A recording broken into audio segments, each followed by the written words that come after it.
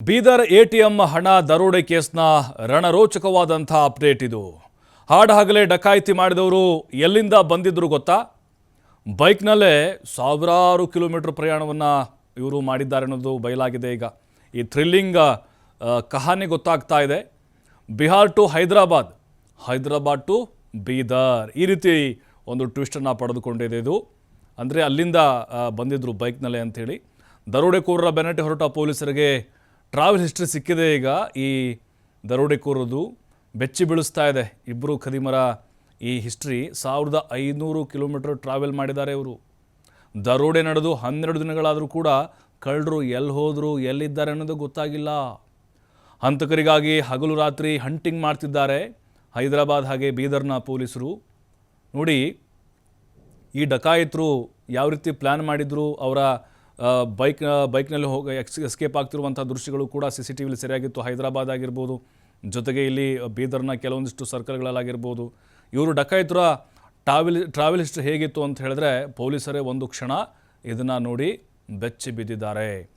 ನೋಡಿ, ಇವರು ಬಿಹಾರದಿಂದ ಹೈದರಾಬಾದ್ ಮೂಲಕ ಬೀದರ್ಗೆ ಬಂದಿದ್ದರು. ಬಿಹಾರದ ಹಾಜಿಪುರದಿಂದ ಬಂದಿದ್ದರು.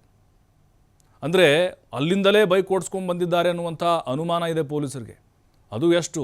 1500 ಕಿಲೋಮೀಟರ್ ದೂರ ಬೈಕನ್ನು ಓಡಿಸ್ಕೊಂಡು ಬಂದಿದ್ದಾರೆ.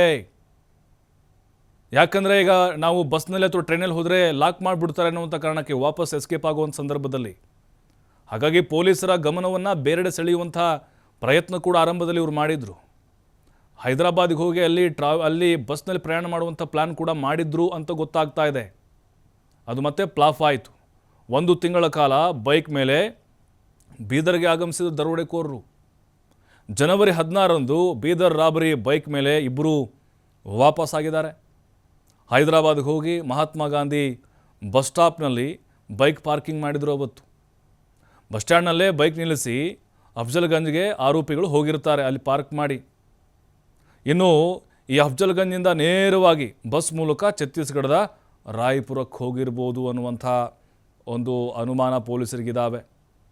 ನೋಡಿ, ಅಫ್ಜಲ್ಗಂಜ್ನಲ್ಲಿ ಬ್ಯಾಗ್ ಚೆಕ್ ಮಾಡಿದ್ದಕ್ಕೆ ಡಕಾಯಿತರು ಫೈರಿಂಗ್ ಮಾಡಿದರು, ಎಸ್ಕೇಪ್ ಆಗಿದ್ರು. ಅವತ್ತು ಪೊಲೀಸರು ಮತ್ತು ಇವ್ರ ಮಧ್ಯೆ ಫೈರಿಂಗ್ ಆಗಿತ್ತು. ಈ ರೋಷನ್ ಟ್ರಾವೆಲ್ಸ್ನ ಬಸ್ ಹತ್ತಿದ್ದಾಗ ಬ್ಯಾಕ್ ಮಾಡುವಾಗ ಈ ಒಂದು ಘಟನೆ ನಡೆದಿತ್ತು. ಅಂದರೆ ಪೊಲೀಸರು ಟ್ರೇಸ್ ಮಾಡಿದರು. ಅಫ್ಜಲ್ಗಂಜಿಂದ ತಿರುಮಲಗಿರಿಗೆ 14 ಕಿಲೋಮೀಟರ್ ತೆರಳಿ ಅಲ್ಲಿ ಬಟ್ಟೆಯನ್ನು ಚೇಂಜ್ ಮಾಡಿದ್ದಾರೆ ಅನ್ನುವಂತಹ ಕಹಾನಿ ಕೂಡ ಇದೀಗ ರಿವೀಲ್ ಆಗಿದೆ.